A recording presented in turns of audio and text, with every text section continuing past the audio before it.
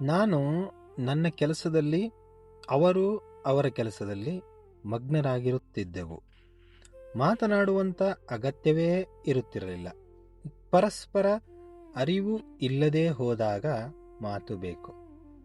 ಭಾಷೆಯು ಭಾವನಿವೇದನೆಯ ಅತಿ ದುರ್ಬಲ ಸಾಧನ. ಆಳವಾದ ಹಂತದಲ್ಲಿ ಆಗಲೇ ಸಂವೇದನೆ ಆದುದರಿಂದ ಮಾತಿನ ಅಗತ್ಯವೇ ಇರಲಿಲ್ಲ.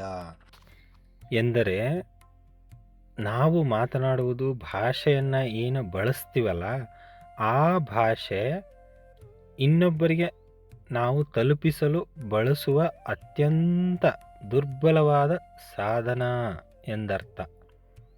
It means weakest form we are using to convey a message.